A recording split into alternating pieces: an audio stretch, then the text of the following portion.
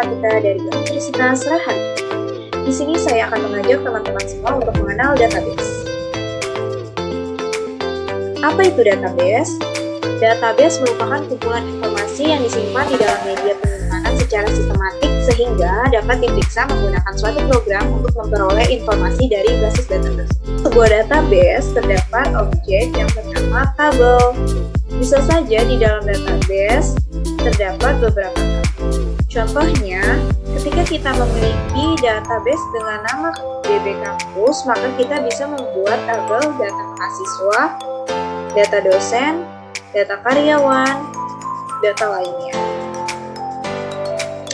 Ada beberapa hal yang perlu dipahami sebelum kita memulai belajar database lebih jauh.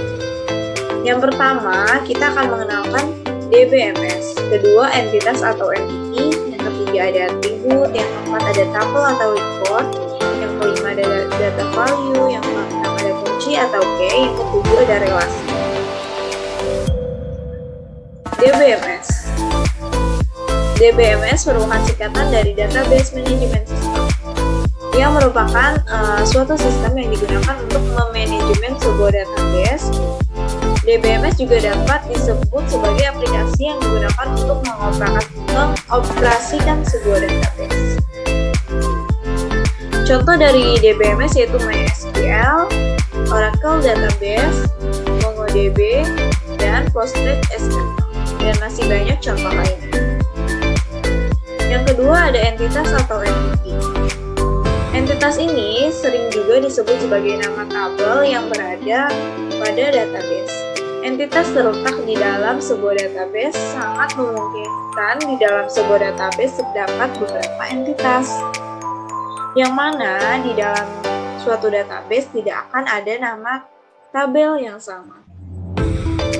Yang ketiga ada atribut. Ciri yang mencerminkan sifat-sifat dari suatu objek pada sebuah database merupakan suatu atribut. Atribut berada di dalam entitas.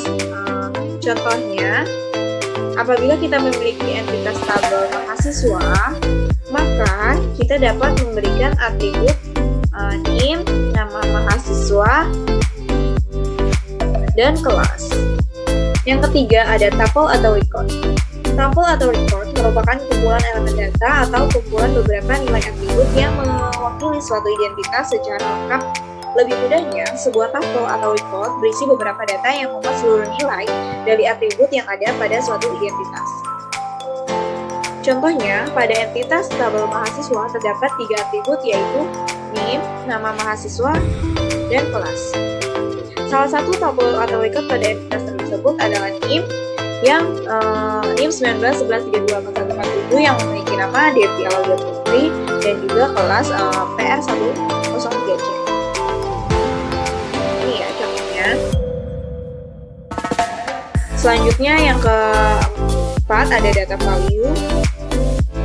Data value merupakan nilai data yang ikut mempresentasikan deskripsi dari suatu objek atau entitas.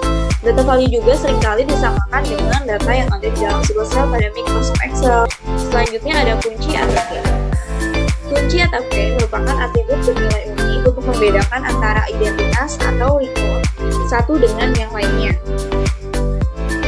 Kunci key terdapat 2 yaitu primary key dan foreign key.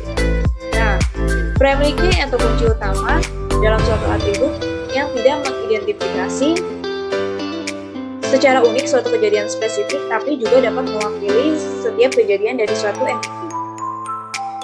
Sebagai contoh, pada studi kasus data mahasiswa, apabila kita tidak memiliki primary key pada suatu entitas, maka dipastikan dalam sebuah data mahasiswa ada beberapa siswa yang memiliki nama yang sama. Dan ketika kita ingin mencari spesifik dari data tersebut, maka kita tidak akan menentukan dan tidak dapat membedakan data satu dengan data yang lainnya.